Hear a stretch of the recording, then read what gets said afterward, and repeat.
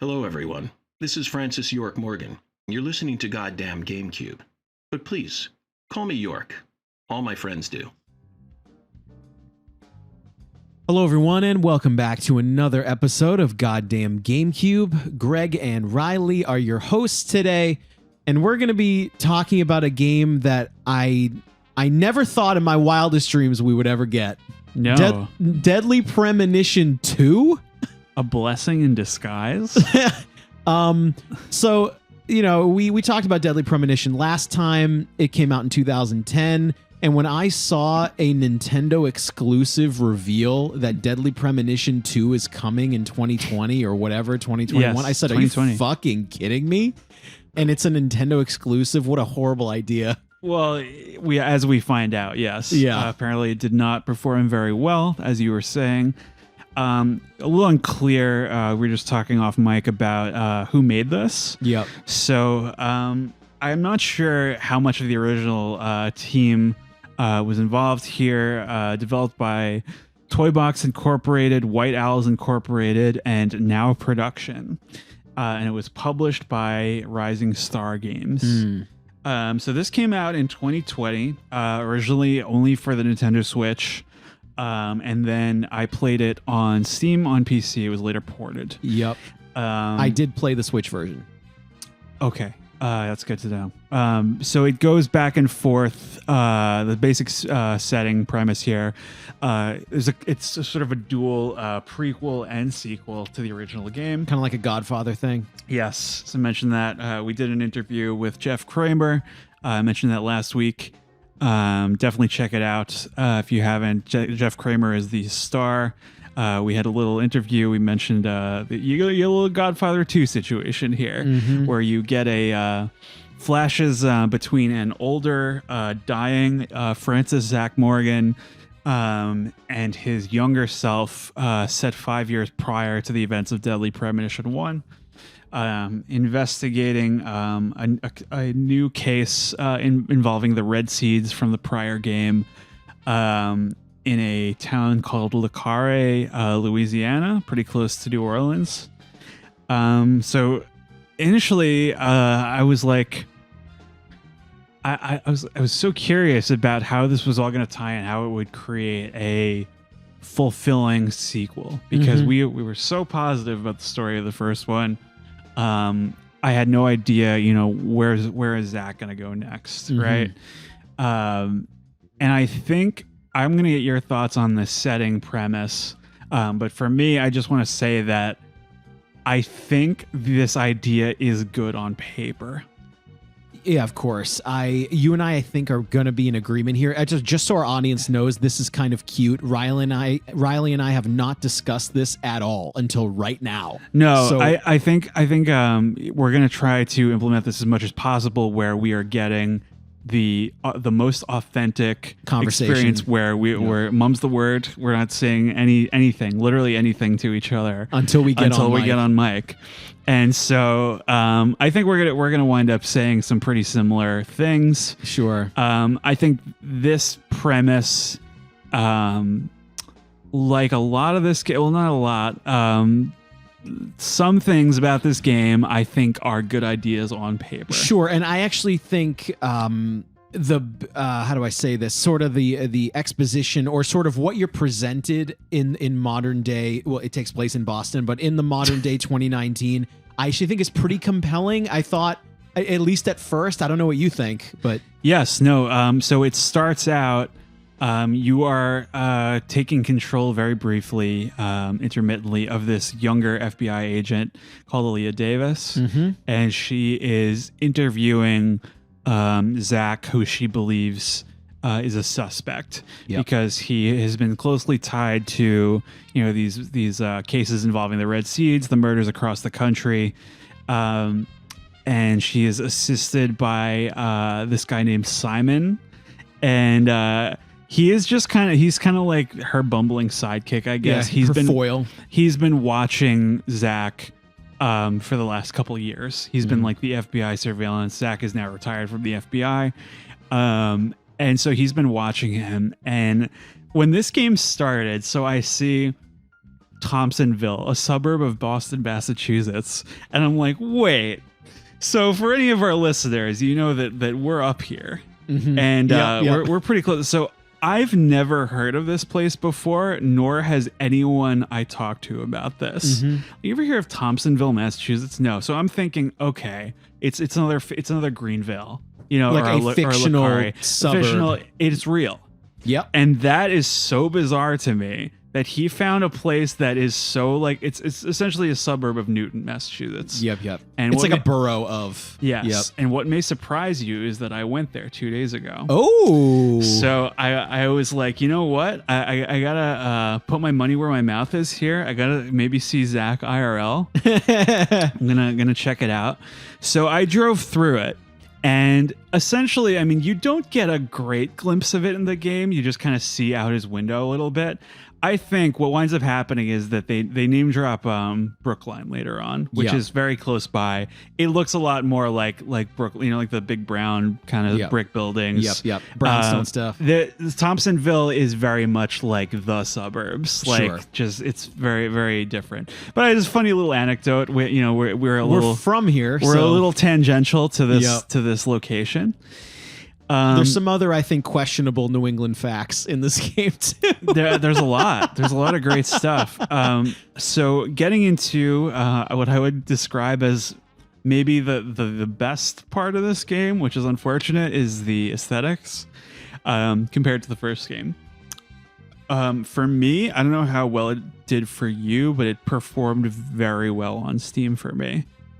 The Switch version notoriously runs like shit, and yes, it does. Oh my god, dude, that sucks. Because I heard a lot of terrible things about this game is buggy, it doesn't play really well. It was the frame rate is horrifically unplayable. We're talking 8, 10, 12 frames.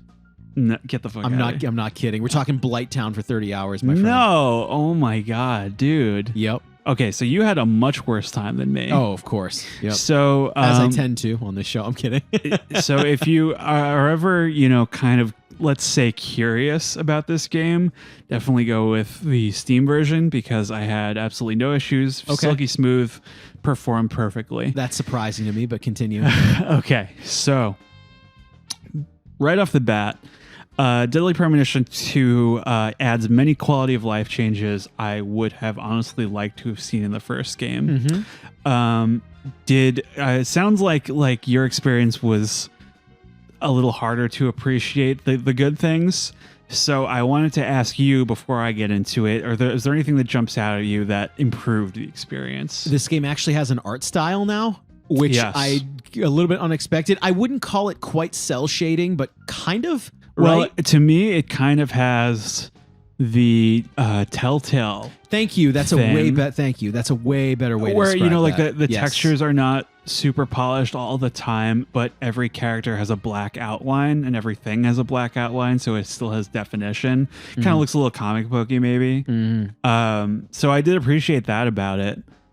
The UI is much cleaner. It's a little. I would say that it's kind of that. That recent Resident Evil problem of being a little too devoid of personality. Yeah, sure. Where in the first game you have kind of like, it looks like his files, his notebook or whatever. Yep. And now it's just kind of a menu, a very easy to read menu. Yep. But not a lot of style there. The localization, for the most part, fine. But something I kept seeing was instead of entrance, it said foyer.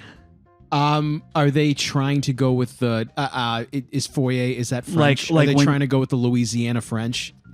It just doesn't work because it doesn't say it when you walk into a building. It says when you're outside or a different structure. Oh, sure. Like the foyer of, the water tower or something. You know what I mean? Like some ridiculous shit. So that was the only kind of funny thing. Really like scraping for positives here before we descend into the shit. Fun hearing some of the old tracks again. I liked, like some of the jazzy tunes and stuff. Occasionally, York, when he's out and about, he'll whistle the original the original whistling theme. Yeah, it's cool. I thought that was cute. And I thought that a lot of the new ones were very solid. There's like a very groovy track when there's that big like freezer level, and whenever you're in the other world, there's kind of like this interesting kind of beat that's going on in the background, very ambient and strange. Notoriously in the first game, there's no audio team at Access Games. So in the first game, there's a lot of very like quirky, happy accidents and weird shit. In this game, it's more purposeful. Yes, not perfect, but it's definitely a better. Yeah, there's better tonal choices. They tried to make a production. Yes, definitely a little.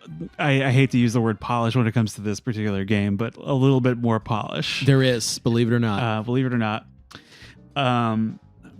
We talked at length about problems with quests and the map. Completely improved. And the map is very easy to pull out. A lot bigger of an angle. You can see almost like the entire thing. There are quest markers for everything. You can set custom waypoints.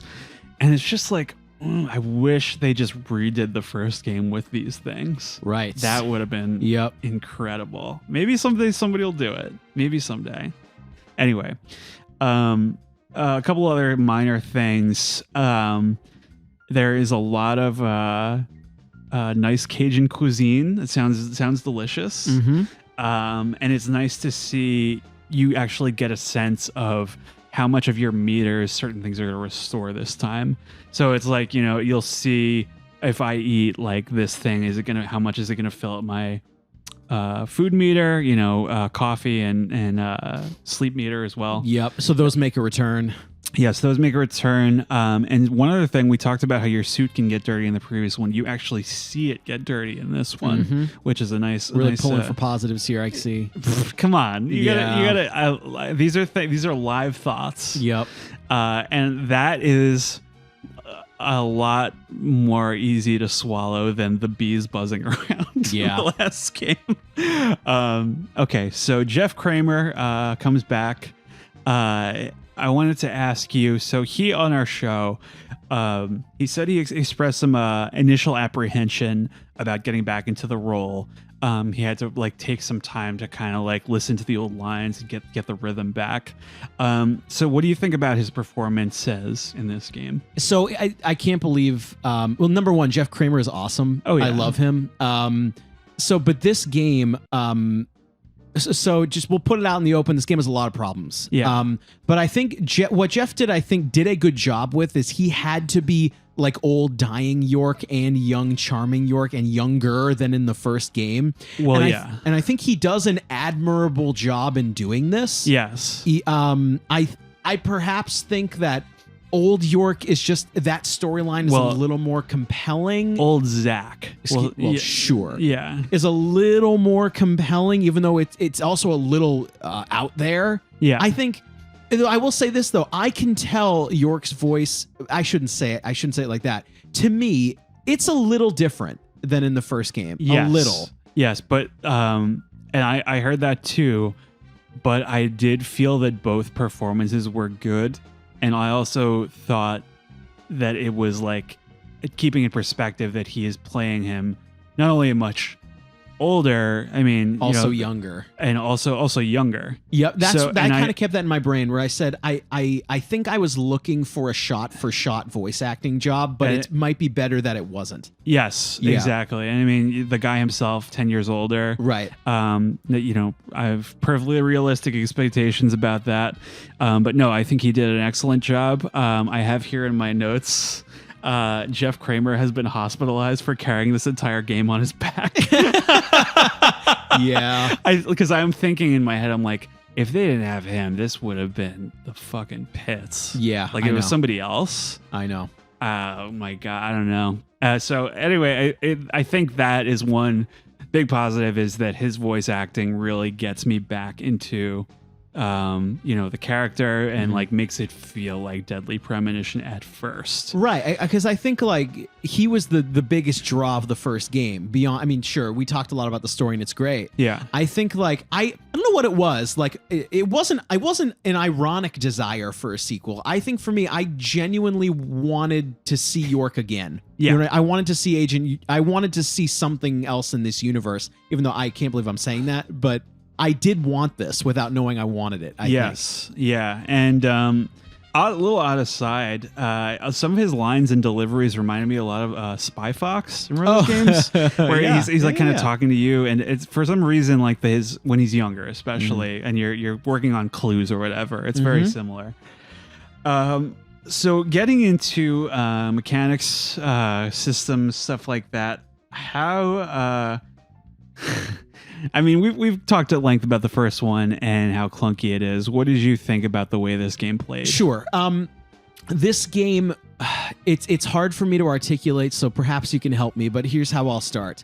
This game, unfortunately fell into where I was hoping it wasn't going to fall into, where it's not mechanically good enough to be good. It's also not bad enough to be good. It's just very blah, and it's also just different than the first one. I'll explain some specifics. Yeah. I don't mind. This game includes actually a pretty extensive upgrade system to, you have like a stamina meter, a health meter. You can equip accessories to increase the maximums.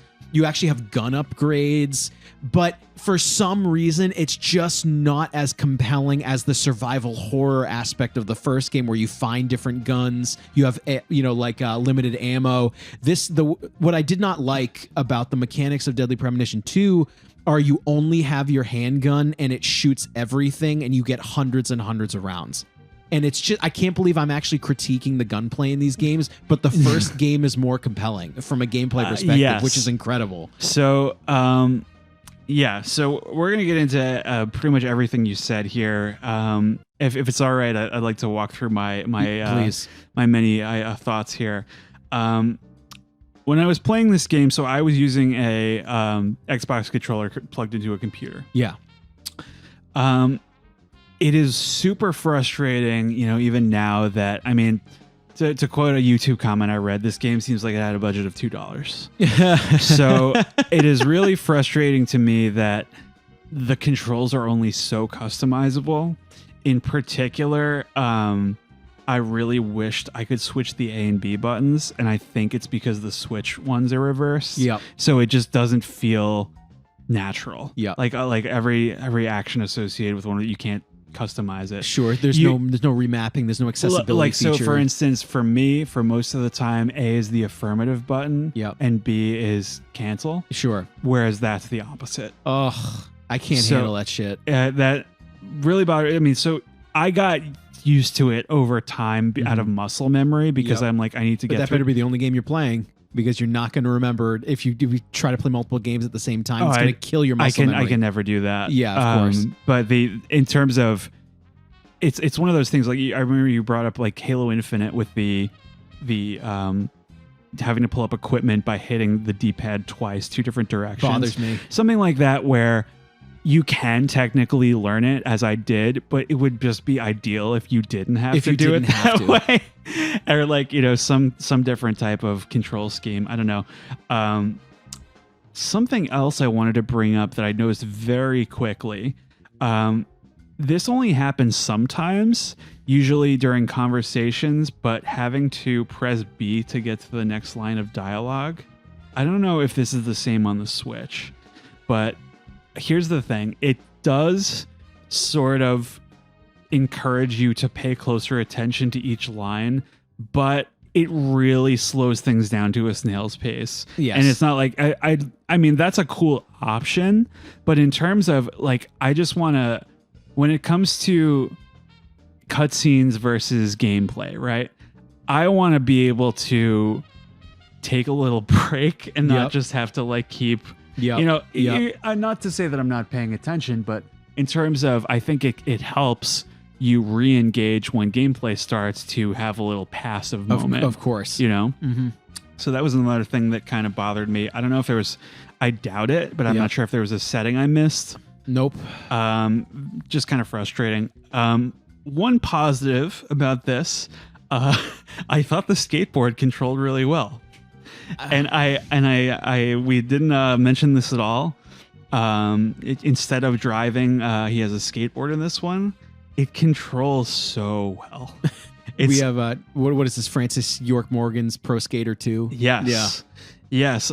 And I like that about this game, that there is it's such a fucking bizarre idea that it's like, okay, this is a original idea that is not like the first game, and it's quirky and strange in a way that if it controlled like shit, it would completely kill the traversal for me. And it plays like Tony Hawk's Pro Skater. It's absurd, and I have no idea. Like, I mean, it's really funny that they prioritize this, of course, but it's like it's a whole other thing. Like, you can upgrade that as well. Something that I found fascinating is that there are enemies in the overworld in this.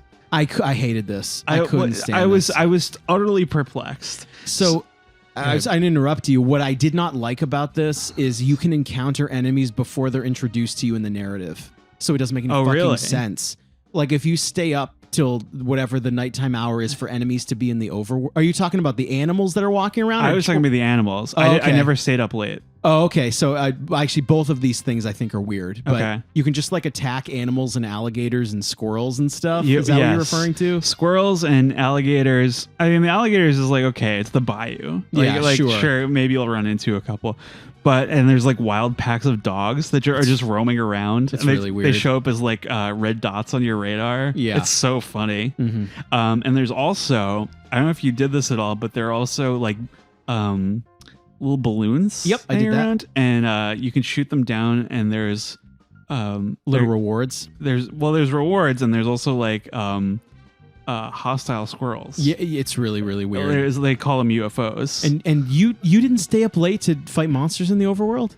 No, I didn't know. It was you get some stall children. What do we got? Yeah, you get literally the enemy. We'll get into this, but the main enemies you fight in the main story, if you stay up too late at night, they literally wander around the overworld. Okay, and you can like grind against enemies at night, but it's really stupid because you can encounter them before the story tells you they exist. Oh, okay. Yeah. I was just like, I don't think I ever had a reason to. There's a lot. You were talking a lot in the last game about how stuff just completely was completely pointless, or a waste of resources. There is so much of that. This one, this game attempted to do the gather materials upgrade thing, and it's, oh my god, man. Yes, so it's grindy as fuck. But it's in service of so for me, I didn't have a difficulty slider. I don't think. Nope. I don't think I missed one. This number one. The combat is absurdly easy. Yeah, comically easy. They throw this game is absurdly generous with resources. Yep, like I was saying a couple of minutes ago, you get hundreds upon thousands of rounds, and you'll never run out. And you have a bunch of healing items. You can't sell the ammunition either. And you have a bunch of healing items to heal status ailments, but I never was given an ailment the entire game. Really? Yep. I was stunned. Yeah. And poisoned maybe once. But it's like the healing items, they fucking grow on trees in this game. Yep. It's like every time you kill an enemy, you get a pickup. And it's just like it makes you.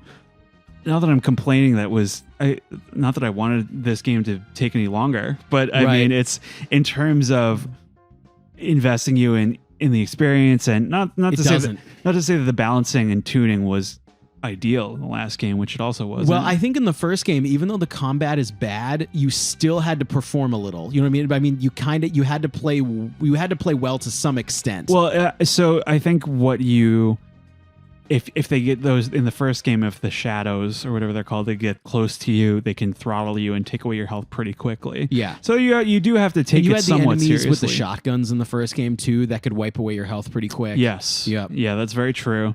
And it's just really like you're kind of just on autopilot for these sequences.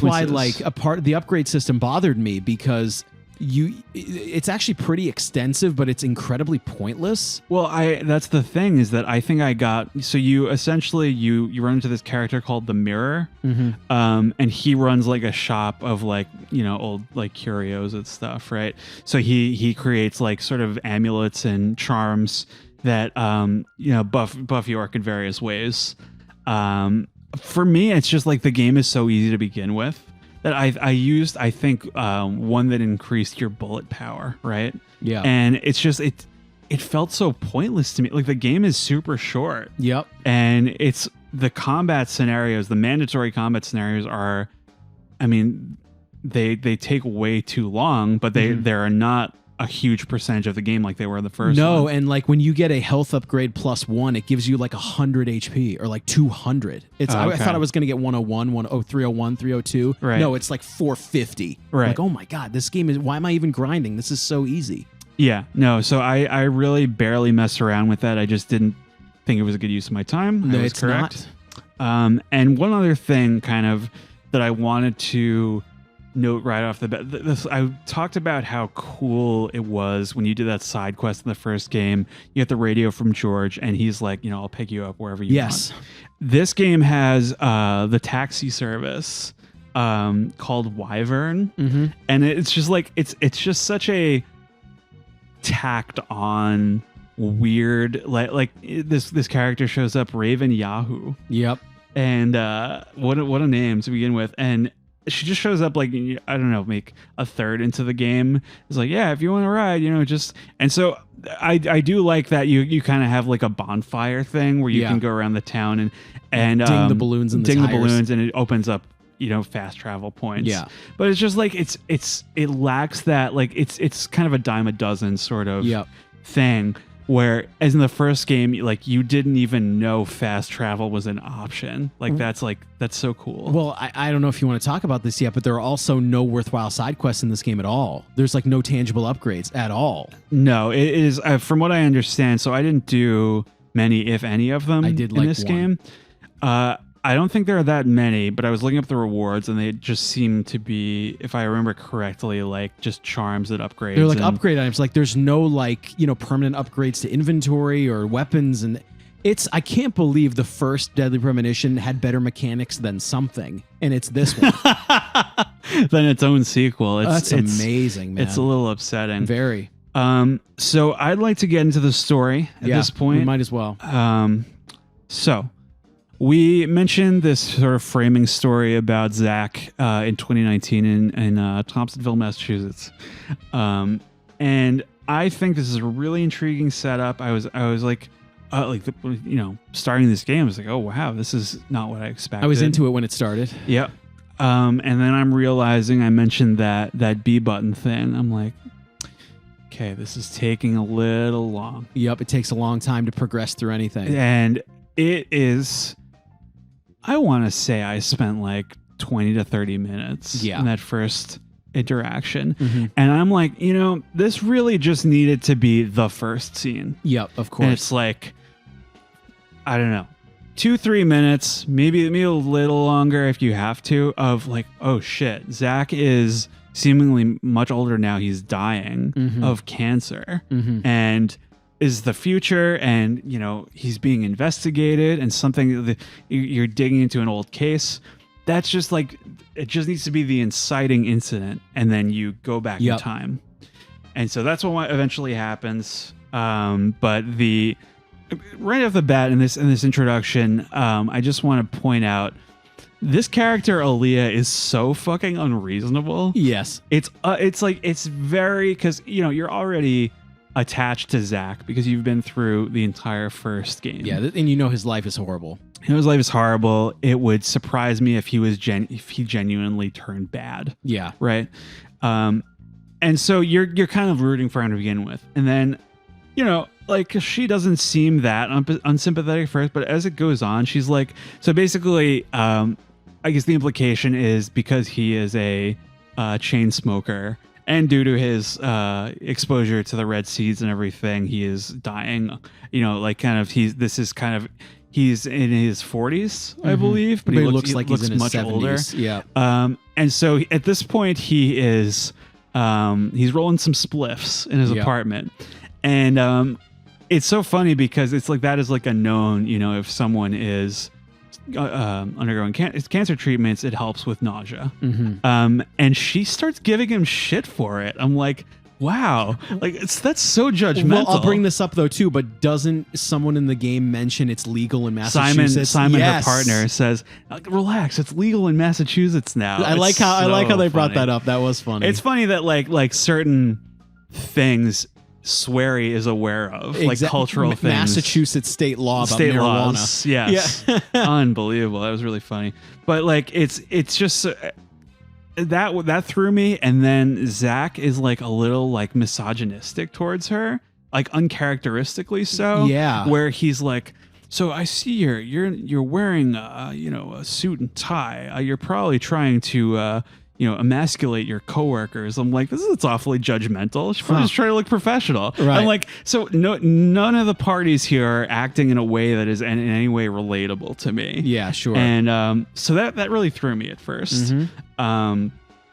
Then you get the first sort of big flashback here. So primarily the majority of the game is set in 2005 in this town adjacent to New Orleans. Very funny start to this game where York is at the hotel and you meet this chef character, and the first thing that happens is he starts ranting about this director Paul Schrader. And this guy is like, he's insane. Like there's a whole like account devoted to sharing his Facebook posts. He's like a very acclaimed, accomplished director, wrote Taxi Driver, that kind of thing. He's pretty old school, but literally the first thing that happens, I'm like, okay, so this guy is really, I thought it was cool that in the first game he was talking to you about like his likes, so you could kind of get to know him a little bit. Yeah, I'm really fond of this movie for one reason or another. And the first thing that jumped out at me is that, number one, it's really odd that he's saying this to another person, that he just like, it's like he was a little odd in the first game, right? But he's going right into B movie or movie territory right off the bat. Yes, and so another thing I found was a little odd was that he seems to not understand movies in this one, like in terms of their. He gets really in the weeds about like. The Naked Gun, great movie. That car chase was so realistic. It's just like, it's a comedy. Like that's like, it seems like he's taking it seriously as a thriller. And I was looking this up. I'm like, is this like a common like sort of interpretation of this movie? Like what's going on? Like I am considering that SWERY is just talking about the movies he likes through York. And I'm like, why is it like for a joke? Like this is kind of where it gets, the line blurs for me in terms of intentionality again. Yep. And what I found out was there is a Francis York Morgan Letterboxd account. Ooh. And you get all of his reviews of all the movies in both games. It's a great bit. That's great. And it's very, very underrated. It only has like 100 followers or something. Awesome. But I thought that was very funny. And one thing that I wanted to also bring up is when he is about to leave, he's about to hit the town. The chef is like, "But sir, you've barely touched your food." And I was like, so it looks over at like his full plate of food. He's been there forever. He's just been talking the whole time, essentially. And I'm like, see, the difference is between this game and Deadly Premonition 1 is they wouldn't even have acknowledged that in the first one. Right. And you wouldn't be able to tell, is that on purpose or not? Right. And this is kind of where it's a personal taste thing, right? Sure. Well, I mean, the chef at least has one cute moment. I don't know if you have this, that you were going to present this next. The chef is actually multiple employees. Yes. Yeah. He is also, which I thought was kind of funny. The bellboy, the concierge, and the owner. Yeah. And there's a little statue of him out front. Because like he asks you to go talk to the concierge, but it's him. Yes. And so that is one of a few characters in this game that actually stood out to me at all. Yeah, me too. And it's really funny because there is a very recent episode of Curb Your Enthusiasm where this happens with Bill Hader. He plays 3 different brothers that all serve like the same. It's very funny whenever it happens. But yeah, so you go downstairs in this hotel, and one of the first things that happens is a painting talks to you. Yep. And is this Hungan? Yes. And so this is one of my other favorite characters. Really? You and I might differ on this. Well, in terms of this game has a lot of dull moments, we'll say. It's very dull stretches. And this character, for me, was like a periodic injection of personality. Sure. And so he's kind of like, he's sort of like, they mention even at one point Live and Let Die, the James Bond movie. He is kind of very similar to one of the characters in that movie where he has this like painted skeletal face. Mm-hmm. Seems kind of like sort of a Day of the Dead sort of or analog Caribbean analog there. Voodoo thing. Yes. Right. And he is in a painting. Yeah. And I thought so basically it's my only real gripe about this is that it happens so early. Like if you know York is a delusional guy. Yeah, sure. So I accept that believes he's getting instructions or he could talk to a painting or divine instructions from a painting or a character that he maybe he sees a painting and he believes it's so lifelike that he feels like he could talk to the guy, right? Something like that. My only real problem is like this is one of the first things that happens. So it's like, okay. Seems like he's like a foil, like he's like a cartoon character almost. Oh, look, I'm talking to the guy in the painting. Well, yes, and we talk about in the first game how gradually it was pretty even keeled until like the end. So that's why those supernatural things didn't bother me so much. You've heard me bring this up on the show many times. I was immediately pulled out of this game because it's not grounded in reality as soon as this happens. Right. Like, you're kind of getting instructions or leads from a voodoo painting, but it happens right away and it happens all the time. Yeah. And I just personally, I did not like this device at all. No, I mean, I don't think it serves the story positively. No. I just found him entertaining. Sure, compared to the I guess the dull. Some of the other characters, situations.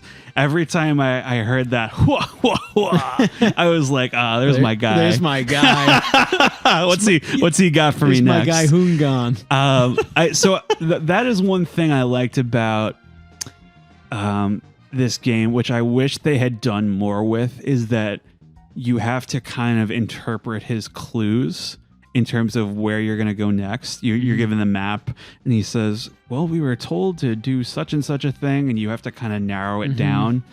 And I like that. It's just like, I think eventually if you dick around long enough, he'll just basically tell you.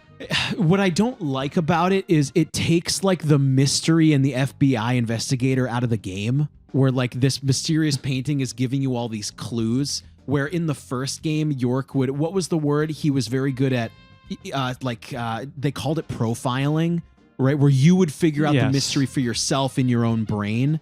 But now this voodoo figure is giving you the clues. Like, it just didn't like work for me. Yeah, it's odd because it's sort of, I accept the mysticism at play where, it's all coming from Agent Cooper of Twin Peaks, where he's invoking like Eastern philosophy, and he has that scene where he's like, if I knock down this bottle, it means this person did it. Like weird kind of spiritual deep down stuff. It's just odd that it's like he gives you sort of cryptic clues, and what motivation does York have for listening to this guy? Exactly. So that's an odd thing about it. You shortly thereafter meet the sheriff, Melvin, and he is sort of introduced as sort of this comic relief, I guess, sort of foil for you. He's sort of a merchant. He has a van that he drives around.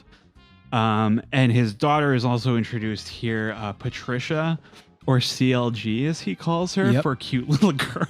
It's really weird. It's so fucking Isn't odd. that your kid?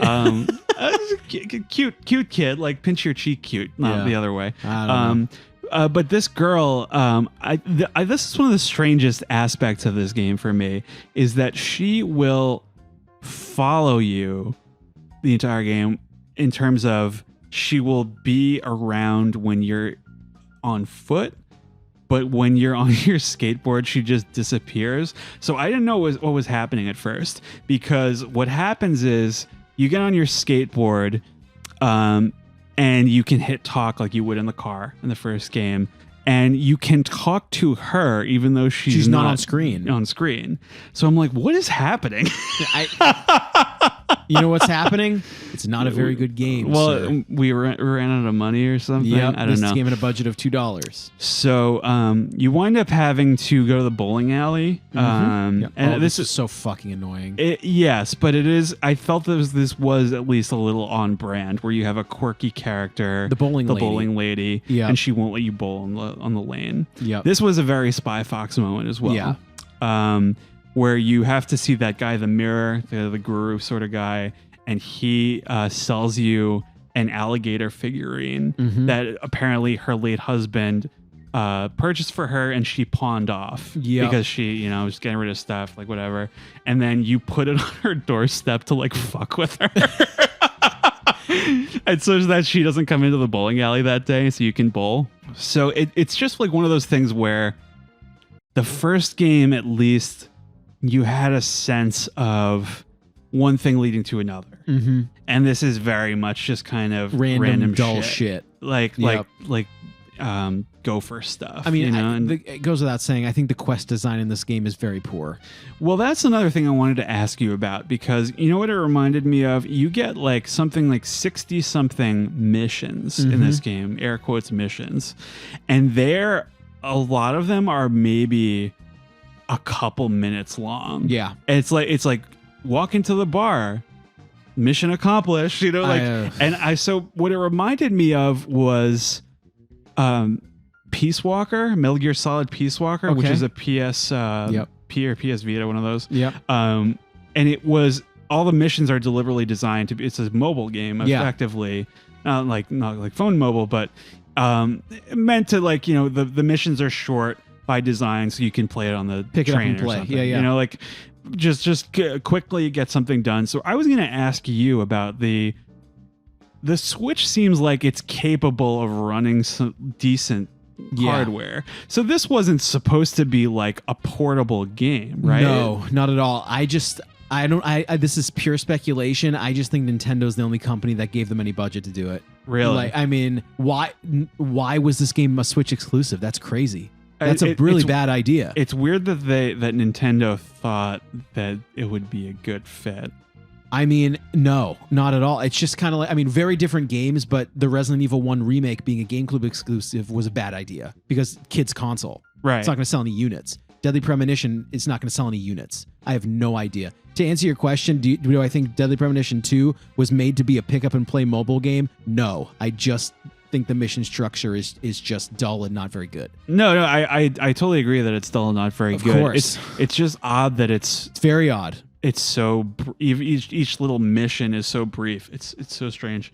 So what happens is, I didn't even mention, so basically this is latest in a string of murders where I believe they're finding the red seeds at these locations as well. It's taking you down here. It's one of the earlier instances of this. They call it something else. Yeah, so it's a drug that's permeating the community. Yep. Sang Rouge. Yep. It's like the seeds probably like ground up or something. Yep. So he's investigating like the spread of this here. And so Lise Clarkson is the initial victim. She's found in her family is very, very well connected in town. They're kind of it's kind of your archetype of like Southern family that runs the town. Oh, sure, yeah, like they're kind of their own royalty in a way. And they have a food distribution warehouse. What do you call it? Yep, cold storage, meat lockers and stuff like that. Her body is found there, in pieces. And what winds up happening is her body is waiting for you there, and it goes missing. Right. So you're wandering around this warehouse gathering clues, and we're introduced to our first very questionable character I'm going to ask you about, called Avery Smith. So can you put into words, like, how would you describe this character? I believe this character is trying to be described to the player as either someone with, how do I say this? Someone with special needs or someone with maybe mental development issues, and he's also very large and like physically present. It is very much like your Of Mice and Men Lenny character. Yeah, right. Sort of. And it's just kind of like, my gut reaction is, all right, well, if you're gonna have a character like this, you really got to earn it. Yeah, and sure. It cannot even begin to describe the arc this character takes. Yeah. So that happens. You meet this guy. He figures into the story later on. I've interspersed some really funny lines here. Oh, great. So here's one. Zach, this is the Deep South. There's no telling what could happen next. Everyone in America nods. Yeah. Thought that was notable. Yo, he's right. So you start to get a sense of the Clarksons' kind of ominous reputation. Like, Yeah. it's like they have some dark secrets and stuff, right?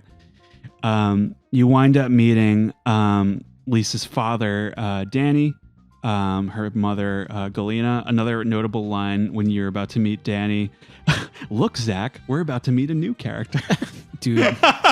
There's some meta moments in here that I was like, this is awful, but this is really funny at the same time. Like, I think Mr. Kramer did his best here. oh yeah, I think he really sold some of the stuff that otherwise wouldn't have worked.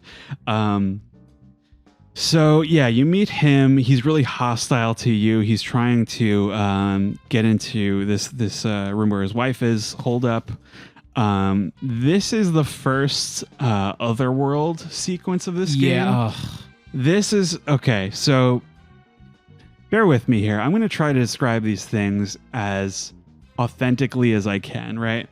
So you have, at one point, the Sheriff Melvin gives you a non-lethal firearm called Mr. Alligator. Love that. It's just, so this is basically to give you an excuse to have a gun in the overworld. For some reason, we didn't have a problem last time, but now we need to have a lore excuse for why he has a non-lethal gun. Yep. When you go to the Otherworld, it turns into like a tree, I guess, coming out of your arm. Yep. And so it kind of merges with it, and it like you're just pointing your fingers, and it still makes gunfire sounds. And he says, "Look, Zach, it's just like Videodrome." So these Otherworld sequences, I can't believe they're worse than in the first game, but I thought they were. You think they're worse? I think they're worse because they felt. Do you know what it is? They felt very arcadey to me, and they're also all the same. So Yes. at least in the first game, the place where you were doing the shooting was relevant to the place where you were. I was actually going to bring that up. I didn't realize it until the end. I'm like, wait, it's all the same house or something. The Otherworld in this game is literally the same arcadey sequence where you're running down this maze of hallways, and they're all the same. Yeah, Dude, it's not great. It's upsetting. There were some things I wanted to get your thoughts on insofar as things in the Otherworld. And like, so this gun thing I thought was like, why do we need this? Number one, if it's just gonna shoot normal bullets. I don't know. At number two, okay, so they dole the monsters out one by one as this goes on. I was initially like, oh, good for you. You're trying some enemy design. Like, all right, like, you know, because some of them fulfill different roles. Yep, I guess, like, sure. you know. Okay, so the first one is those scissor guys. Yep. They're very funny. Mm-hmm. I kept trying to figure out what they were saying. They're just like, snip, snip, I want to cut you. Yep. And when they die, they're like, snap. I'm like, what are you saying? Like, there's a lot of weird, like, one of the ones later is the coffin guys. Which guys? You're talking about the coffin ones that shoot out the stuff. Yes. Those, yeah, they have a big like coffin attached to their back that's like a shield. Yep. So I'm like, oh, is this going to be like a Skulltula thing? Yep, where yep. it goes, but they just turn around. You can just kill them like instantly. So it's like, what you know what is interesting about them is that they shake off what look like crabs at first, but they're little locks. Yep. And I was like, oh, that's a really cool creature design. And you know what? I am going to forget 99% of this game, but I'll remember that. Yep. I'll be like, what was that game those little lock crabs were from? I was like, so, and then the other one is those like crawling women that like cast spells on you or whatever. Yep. And when they die, it's just like their battle cry like cut off. I'm like, okay, so we really ran out of money this time. I don't know. So what did you think like was going on with these enemies? Because, okay, so my interpretation of the at the end of the day, the enemies of the first game are the initial victims of the purple gas. So it kind of they kind of, you know, for a tacked on thing, it kind of made sense. This one, I don't know what this is supposed to be. Do you? No. Patty does give you a quote where at night these like shadows come out, but she doesn't give you much about it. That's it. Yeah, I see. I didn't even know they were in the other world. I mean, the overworld. You didn't know that? No. Wow. I only encountered them in the levels. The main game. Like I said before, what's really stupid about it is you can encounter them before you're told about them in the main game. Yeah. Ugh. Yeah, that's kind of a big problem. It's awful. But in any case, it sucked because they kind of, the scissor guys were a little like Devil May Cry. Kind of like, all right, that's kind of interesting. And you know, they just got old. They fucking spam them at you constantly. Yeah. Mm-hmm. And it was just like a little taste of like, oh, this is almost better, but it's somehow worse. It's somehow worse. Like, you know what it is? Like, even the shooting is a little more accurate and precise in this game, but it doesn't feel as good. Like, it's weird. Yeah. And I think I go back and forth on whether it's genuinely, because I got through them faster. So I like that at least. I mean, the shooting mechanics are quote unquote better. Yes. So that's that out of the way. These are interspersed a couple times, not nowhere near as much as the first game. This is what eventually you get to the first boss, which is Lisa's mother, Galena, who it turns out it was the one who killed her. And I thought that was kind of interesting, where you are finding out the true murderer right off the bat. I was like, that's a nice change of pace for the first one, right? Very disturbing scene where you find out that she cuts her apart while she's alive, like on drugs or something. I was like, that's pretty disturbing. But okay, so at first I thought this was like, oh, that's kind of cool. He's trying like a little like interspersed boss fight instead of like the last game. There was quite a few at the end. Well, I think what happened was Deadly Premonition 1 did such a good job of grounding the game in reality. Then the end of the game has 3 bosses. Yeah. But this game feels more video gamey. Yeah. Oh, the bosses are going to be the murderers. There's a boss room at the end of an enemy maze thing. Yes. Yeah. It's a little more stock and standard. It felt like Hades or something, you know, like one of those.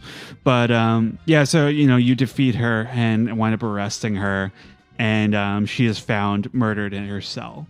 So then it's like the mystery sort of continues here. Yep. At this point, you get a cutaway to the father figure, PJ Clarkson. Yep. He's the guy with the eye patch. Yep. And the scene was really bizarre where he force feeds Danny's arm to an alligator. Just that was really odd. It was just like, it leads to nothing. He's just like, you know, if you want to prove your loyalty, you got to stick your arm in the thing. Yeah, they force him to. I'm like, what? It's just that it doesn't lead to anything. No, it's insane. But that's, I guess, how they introduce this character. Like, he's super cruel, whatever.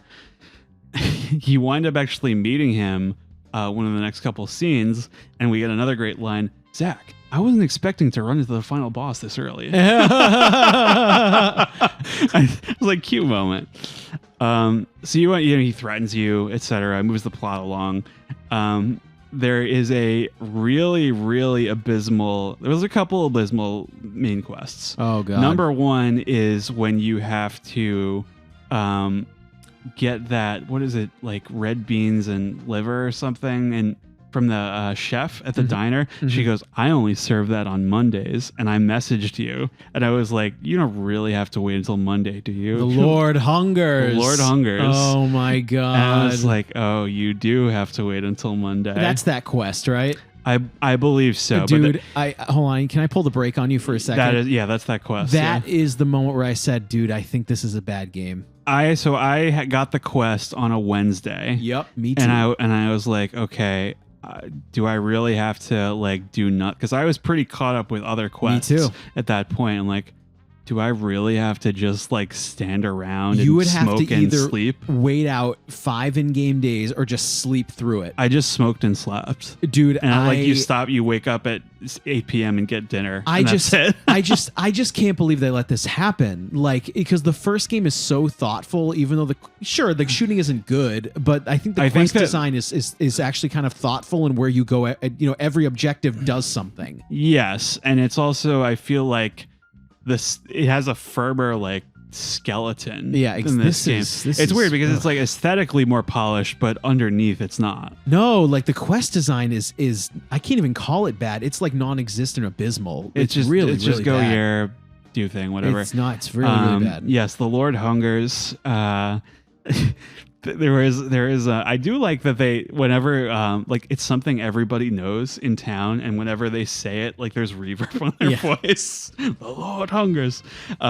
But I wanted to bring this up. At one point, he says, "Zach, this is nothing but a shameless fetch quest." You know what it is, though? When you acknowledge that, you got to end the quest. Like, you can't just also make the player do it. Yes, that was rough, and there's a part where, for some reason, he wants because for that charm or whatever, he needs swirl tails, and York is like expressing disgust that he has to kill squirrels to do this. I'm like, what are we doing here, man?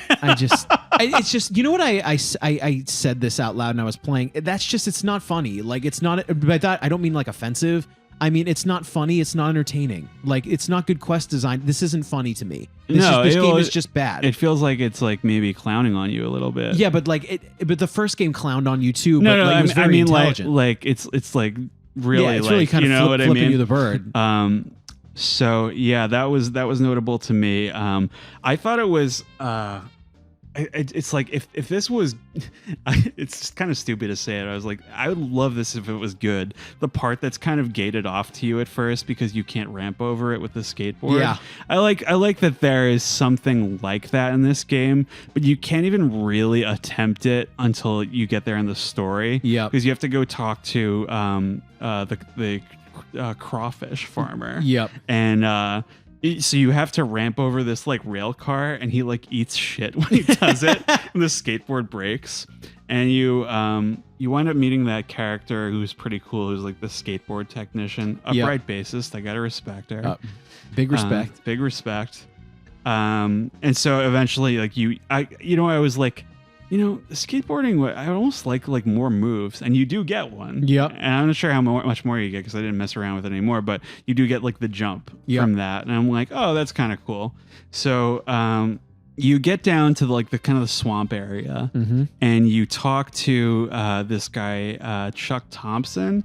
There's another, I thought, a little bit questionable of a character, where I feel like, so my problem with it is that Deadly Premonition 1, what made the characters memorable was their quirks. Yeah. Like their choices, their fashion, their occupations, all these little things that just were like, oh, these people are a little weird. Well, in this game, they're just banging on stereotypes. Yes. Yeah. And that is like where I'm like, all right, so this character is a little person. Yeah. And it's like, he's just kind of like, he's a little rude, I guess. And I'm like, I don't know if you're, I don't really feel comfortable with this. Like if you're like making fun of this person, like, I don't know. I don't think he's necessarily a cruel guy, but as we'll get into it, maybe just a little like ignorant or, not thoughtful about. I think, I don't want to speak for SWERY, but I think he was trying to play on some Southern stereotypes, but it's just not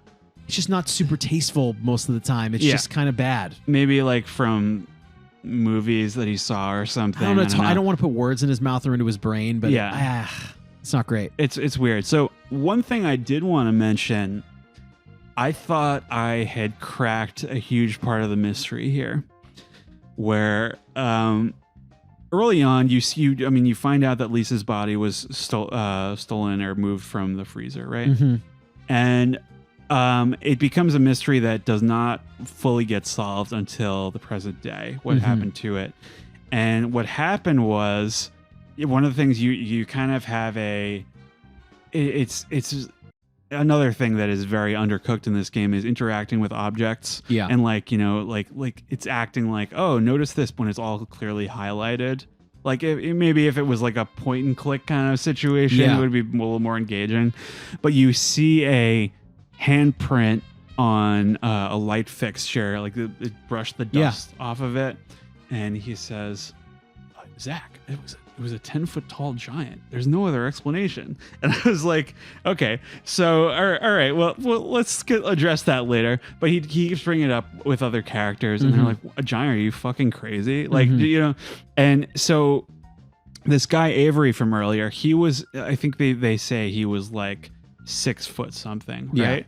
He's just a tall guy, and they're like, York, you don't think that he did it? And he's like, no, he's nowhere near tall enough, right? I thought that what they were going to reveal was that it was the smaller guy on the larger guy's shoulders. I didn't even think about that. And I was like, that would be a little tasteless, but it would make sense. It would be an interesting It would make sense with the math, twist. I guess. Yeah. Like a 6-foot person and a 4-foot person. That's a 10-foot person. But they didn't do that either. They didn't do that either. Okay. Anyway. So we get into probably the most contentious part of this game. Yikes. I am going to we've been linking some fun and informative videos in our descriptions. We're going to try to attach something here. I thought it was interesting. A history of trans representation in SWERY's work. Wherein a trans woman kind of goes through SWERY's games and addresses, you know, how he handled certain characters, right? Thomas one, that game he did, The Missing, another one, which was a lot more positively received. And then we get to this one, which is probably the worst. Yeah. So this character, Lena, I kept like reading the name really fast and thinking it was Lena Dunham. Me too. Yeah, okay, good. I'm Yep. glad it wasn't just me. Yep.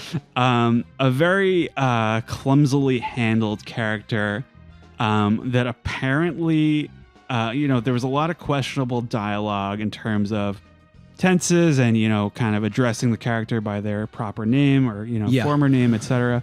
And can you fill me in on, I didn't find a concrete detail for this, but what was the deal with getting patched? Sure. Okay. So I played the game very close to release. Yeah. And from what I understand, how do I say this?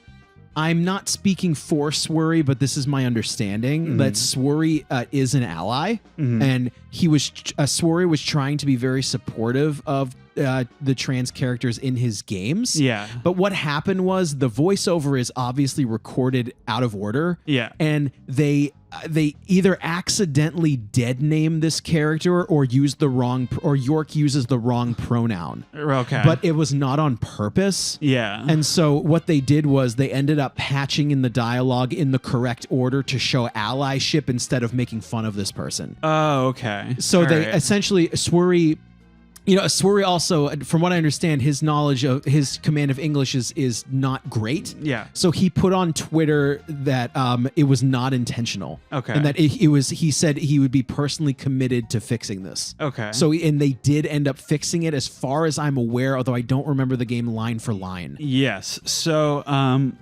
basically, I think this is a very informative video I watched on it because essentially, it's an issue that does matter to me, especially when it, you know, it's been portrayed very questionably in video games, and it's sort of, you know, this was one transgender person's perspective. I don't want to imply that she's speaking for everybody, but she did feel insulted by this character in particular. How it's a very kind of deceitful and villainous character when you don't really have that. I keep in mind, like, another Twin Peaks sort of thing. There is a transgender character, and this was 1990. Sure. Who is a good person who is helping the main character with a case. Very competent. You know, it's just kind of a part of their life. Yeah. Portrayed by David Duchovny of X-Files. Well, and what I think is a little bit disappointing about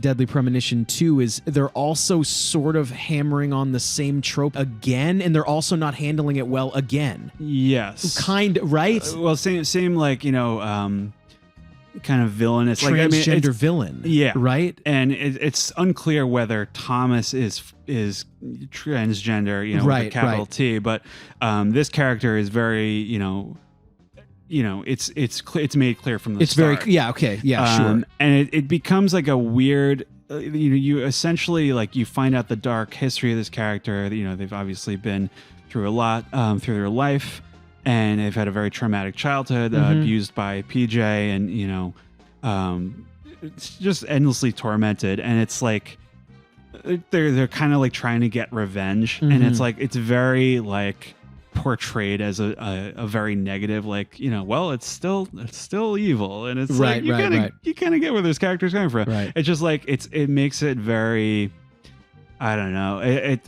I don't think it was written well. No. I think it was probably performed to the best of that cast actor's ability. Sure. Though there is a good amount of debate about whether it should have been. It is portrayed by a man. Oh, okay. So, I don't know. It takes you out of the experience when it's just kind of like so there is one thing that was actually, I did look up. It was pre-patch. This great York line where he finds out that the entire town is transphobic. And he kind of like looks up to the heavens and he says, "Damn it, Zach, this just made me hate the countryside for the first time in my entire life."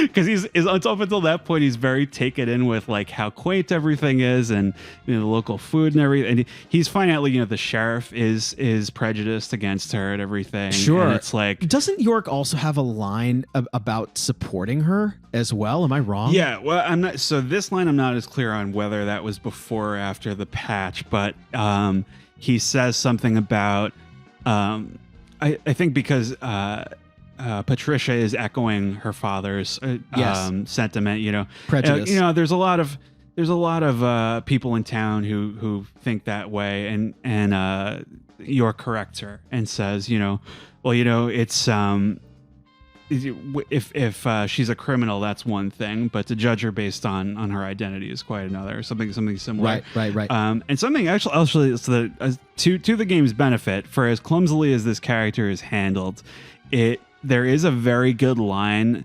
People will talk a lot about common sense and decency when it comes to these things, but sometimes things like common sense and decency, and he puts them in quotes, can end up deeply hurting other people. And I'm like, wow, that's like, all right. That's like kind of like for this game especially, like kind of fairly profound. Yeah. But in terms of this character's role in the plot, they are another boss. Yeah. York goes to the bar. They drug him. Yep. And they wind up having a boss battle at the mansion. Mm-hmm.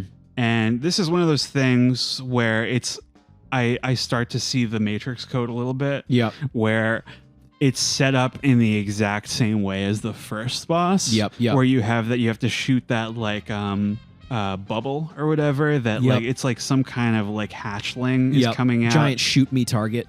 Yes, whereas the other enemies are going to mob you while this happens. And I was just like, at this point, I'm like, okay, so this game is like not very good. No. It took you that long, huh? No, I mean, so I gave it a kind of a good long leash before I really laid the hammer down. Yep. But I think at that point, just the way they handled this character and the way that the plot was kind of shaking apart, there's like a sort of a final confrontation here between Lena and PJ, and really weird thing happens here where, so basically you find out that not only is Lena involved with these killings, she is also responsible for the distribution of the drug. Yeah, Saint Rouge. You have Saint Rouge. And what winds up happening is PJ tries to start, kind of twisting the emotional screws, right?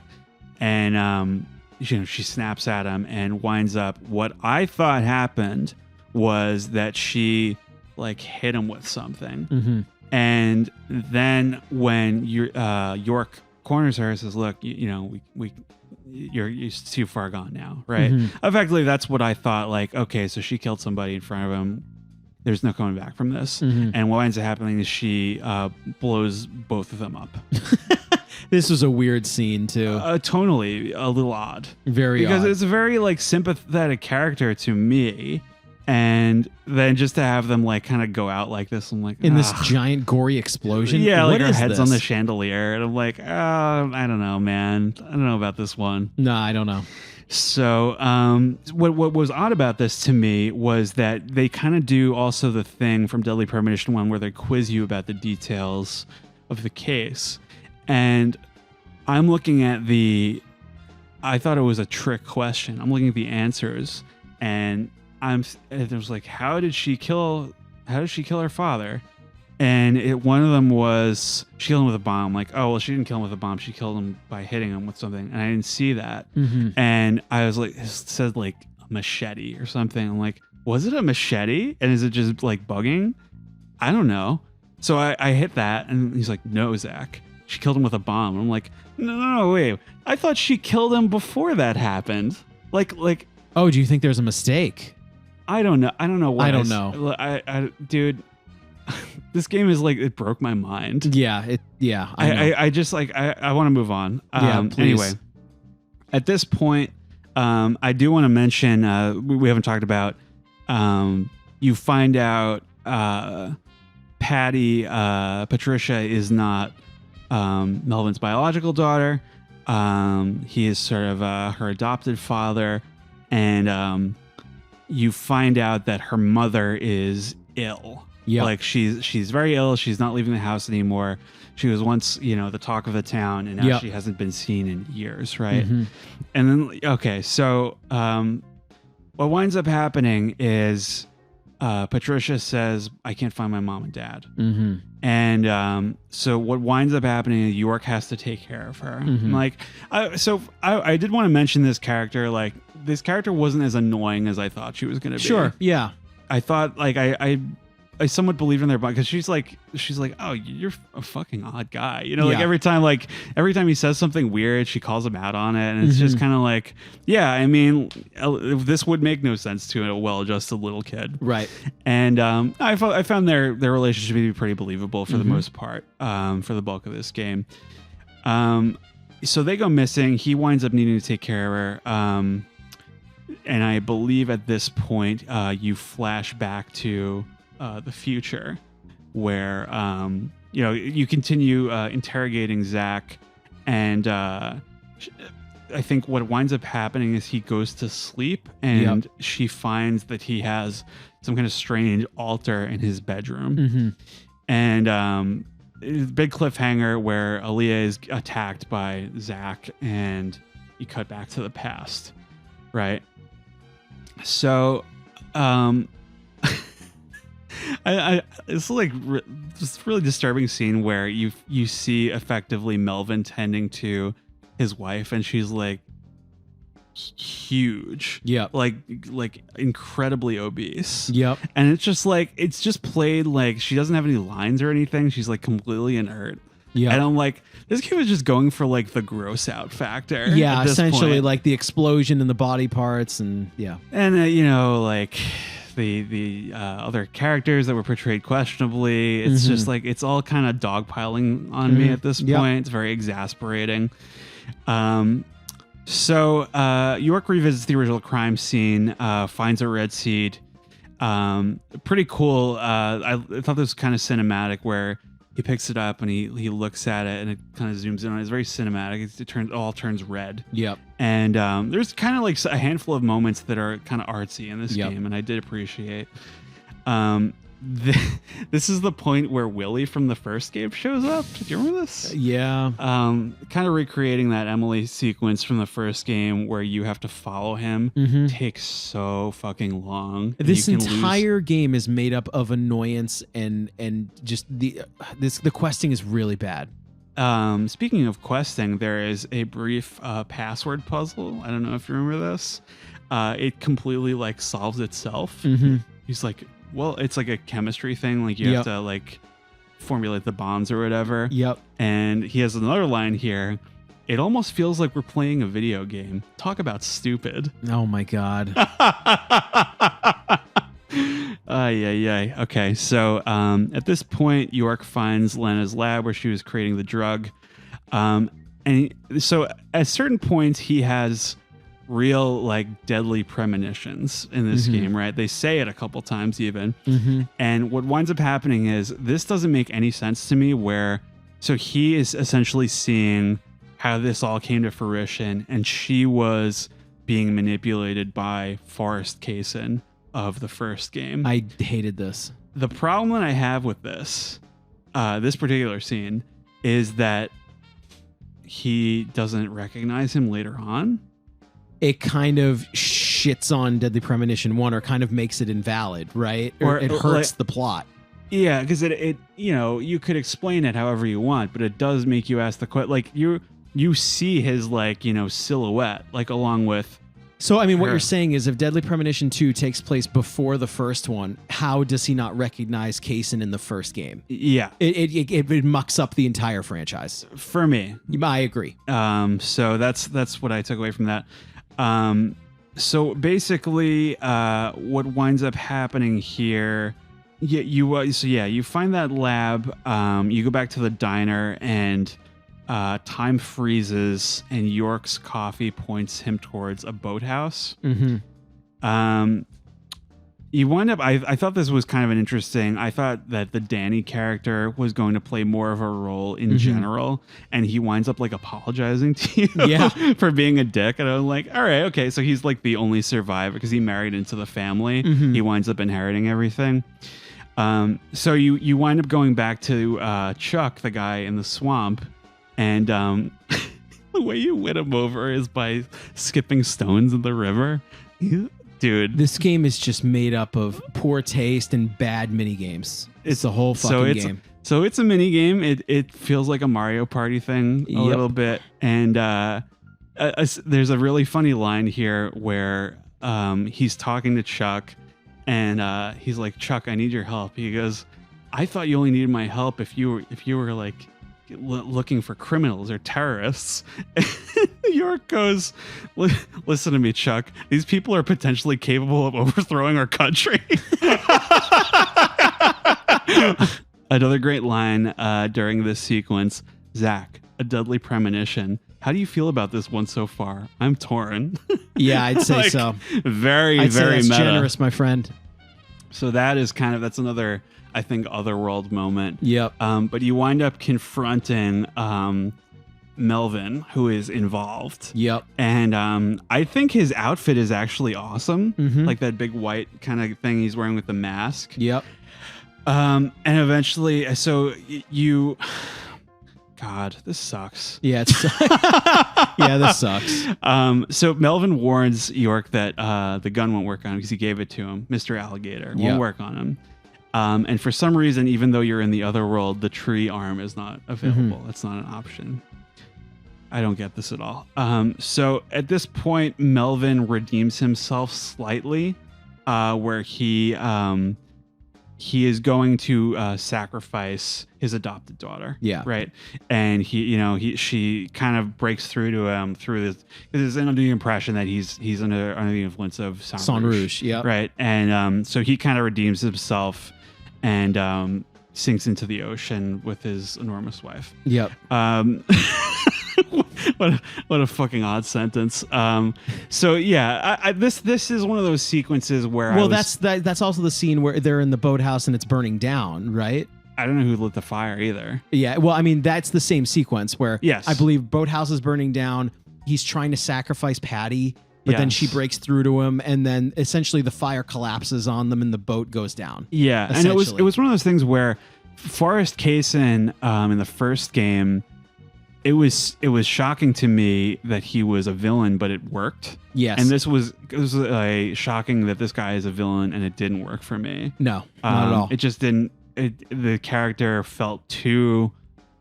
I feel like Forrest Kaysen was maybe vague enough that you could interpret it that way. But this guy felt really out of nowhere. Of course. And this is the end of the 2005 storyline. And something interesting about this, I was waiting the entire game for them to invoke Katrina, because you're thinking 2005 New Orleans. New Orleans. Yeah. And I'm like, so what's going to happen with this? And essentially what they imply is that Katrina wiped away all evidence of everything that happened. Like that's where they sink into the into the river or whatever. Yeah. Mississippi River, and that's the end of it. Interesting. But the way I look at it is like, do you really think it matters? You know, like I mean, this is another one of those ideas that I think is good on paper, like a natural disaster erasing evidence of a crime. Yeah, but interesting. The story is so far removed from reality that it doesn't. I don't care. It just doesn't affect it for me. Nope. So that's the end of the 2005 storyline. You're going back to the future now. I did want to mention I got an S rank on every episode. Oh. I don't know if that's normal, but it's another testament to how simple and easy this game is. I have no idea. I don't know. So at this point, Simon betrays Aaliyah to help Zach, because Zach wrote him a surreptitious letter that said it was signed FK, like a little winky, and he says, "Trust in your pizza," and it's his favorite pizza place in Medford, Massachusetts, called Franklin's Kitchen, which does not exist. I need to make a statement about this. Go ahead. If I believe, does Simon make a statement about York always used to go to this deep dish place in Medford? Yes. There are no deep dish restaurants in Medford. There are no deep dish restaurants in Massachusetts that are not Uno's, the chain. Yes. So there are wrong pizza facts in this. If there was fucking deep dish in this state, I would fucking know. All right, that's strong words. Maybe he just went to Uno when he was here. Is there an Uno's in Medford? I don't care. Keep going. Anyway, but it's incredible. It doesn't make any sense at all, and it's a major plot point. Yeah. So he he puts handcuffs on her, frees Zach, because Zach is like, I'm the only person who can interact with the other world. You are not going to be of any use here. I know where Patty's been kidnapped. I know where she is. Yep. I'm going to go myself. Right. Yep.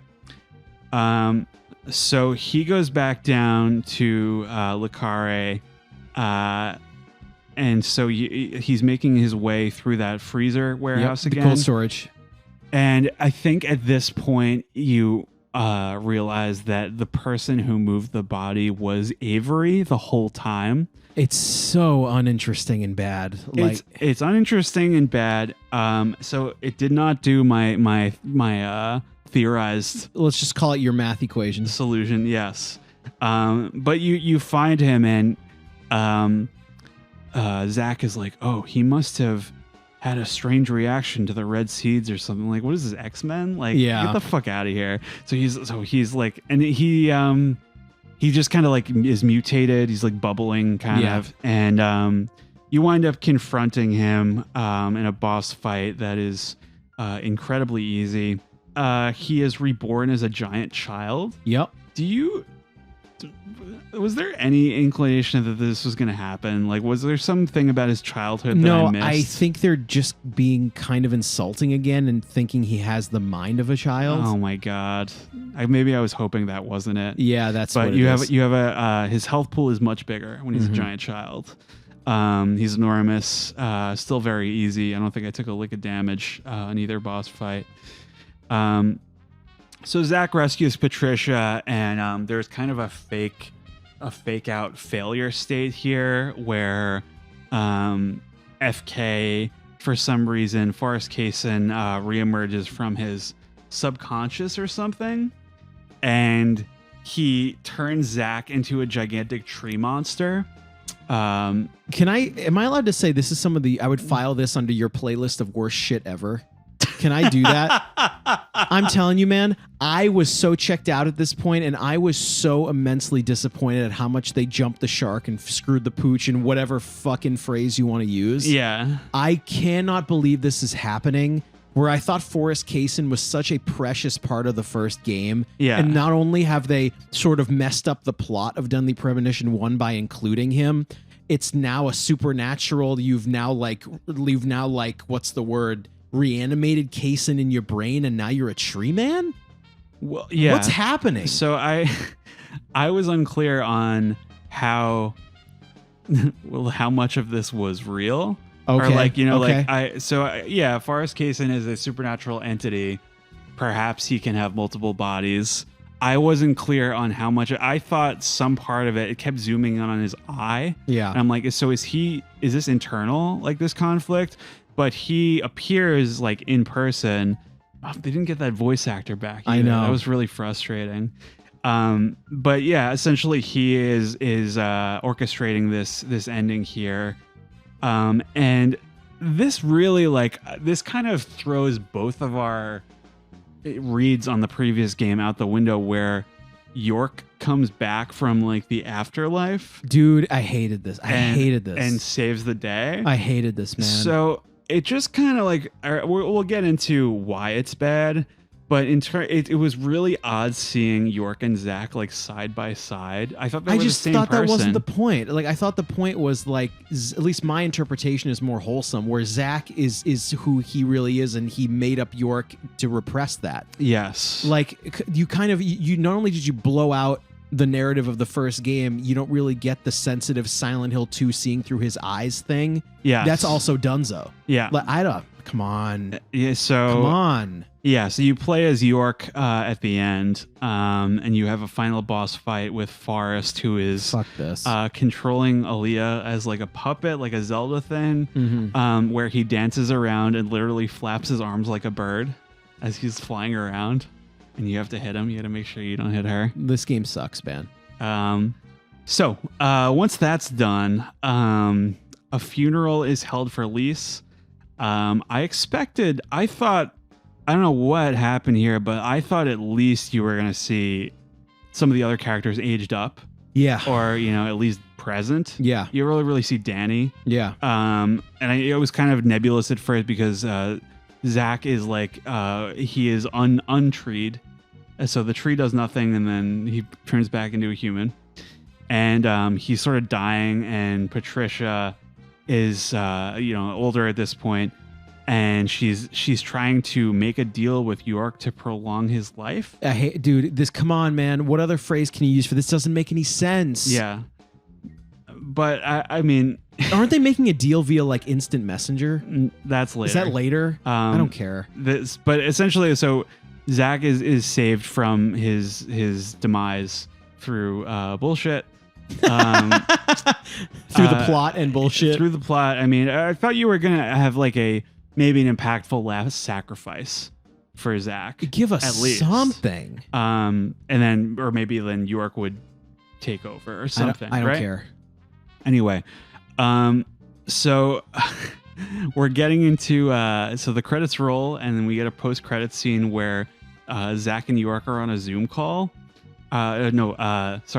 Zach and Patty are on a Zoom call. And Zach and York are having an instant messenger conversation. Very, very questionable messages being sent about Patty. Who is, I don't know if it's one of those weird Resident Evil 4 things where it's just part of the culture. If the audience can see my face. A little creepy. Oh my God. A little strange. You can kind of imagine. There is one actually genuinely funny moment where she says, "It's almost like I had a deadly premonition," and then they both message each other at the same time. Deadly premonition, lol. I was like, my brain was fucking Swiss cheese at that point. I'm like, too. That's great. That's great stuff. Come on. And to my benefit, you get one last with that guy. Gone? He is at the bowling alley. And that is the end of Deadly Premonition 2. I actually just finished this yesterday. I think I'm still processing it a little bit. Why don't we get into final thoughts here? Wow. I can't remember the kid on YouTube who grades fast food. My disappointment is endless. It's immeasurable and my day is ruined. Yeah. Yeah. I will say a couple of things. I am very thankful that this game came out. I do think it sucks. By that, I mean, listen, Deadly Premonition 1 is so precious to me, and I was really rooting for this game to like, hey, we're gonna get another one. I can't believe this is happening. Yeah. I really just wanted to see York maybe get a nice check mark at the end of his story. Give him a resolution. The game is awful. Like, the questing is terrible. It's all mini games and the characters aren't compelling. There's a lot of bad stereotyping. Obviously the handling of a transgender character is bad. Yeah. They completely fucked up the story of Deadly Premonition 1 by how they resolved Deadly Premonition 2. Yeah. I fucking hated it. I feel bad shitting on it because I love Jeff Kramer and I love the first game. Yeah. This, well, he's a very bright spot. He's in the bright spot experience. here. I mean, I wish I had more to say. Like, the mechanics are awful. It's grindy. The quests are bad. I hated the characters. Unfortunately, this might be the first one. I think this game is an F. Wow. And I'm going to let you go from here. Yeah. Okay. So not a lot to say. Basically, a messy, unfinished sequel. I would say that neither successfully subverts nor satisfies. That's my Roger Ebert review. Grade. I actually gave it a D. Yeah. I think it was saved from an F by Jeff. Yep. A couple quality of life things that were just a brief bright spot, but then I realized what I was in for. I cannot believe this was made by the same guy. Yeah, it's like, so like everything that was tasteful and interesting about the first one is not present. No, I think Jeff. the F for me comes from the Switch version also plays like ass. Like, you play the PC version, which is a little bit more palatable. Yeah, it's smooth. The game, the frame rate is abysmal to the point where it makes you sick playing this. What sucks about this game, besides everything we've talked about, is that it fell into the gap I was really hoping it wasn't going to fall into. It's not good enough to be good. It's not bad enough to be good. Yeah. It's just really annoying. Really, everything about it is just some of the worst I've seen. Like, it's really bad. It's especially upsetting in contrast to the first one. And they also kind of fucked up the first one by making it. Well, they ruined the legacy a little bit. Yeah, but that, I mean, the story implications fuck it up. Yeah, but I mean, I can always just ignore that. Yeah, like, I don't consider this to be canon. I don't that either. said, one last question for you here. Sure. Would you be in any way interested in Deadly Premonition 3 if they made it? My heart says yes, but my brain says no. Yeah. Right? I think you have to. I love Agent York. I love Jeff Kramer. Yeah. But 2 fucking blows. Yeah. It's rough. I don't know what I would even want. Maybe just an isolated York case. I don't know. Do you do a chronology game where it's, what is it, Magic Treehouse? You go to a period in time where he solves a case? Yeah. I'm sorry, anthology, excuse me. Yeah. I don't know. They tried to do that here and it's bad, right? They kind of did. Yeah, but I mean, this had those deeper later in life implications, etc. I don't know, like, just kind of have the guy in a small town solving one mystery. Like, that's all I need. That's what the first one was, and then they subvert expectation. Yeah, I don't know. I don't know. It would be I definitely wait for sale, if anything. If they did, I mean, this game did not sell well at all. No. So who knows if they're even going to get there. But yeah, I am going with a D. I'm very sorry, everybody, but unfortunately, they fucked this one up. It's been a while since we had a bona fide Such stinker. a low-scoring episode, right? I mean, unfortunately, is that all you got for this one? Unfortunately, yes. Yes, so I think for Riley, it's a D. For me, it's an F. Play the first game. It's wonderful. We'll see you guys next time on Goddamn GameCube. Thank you very much.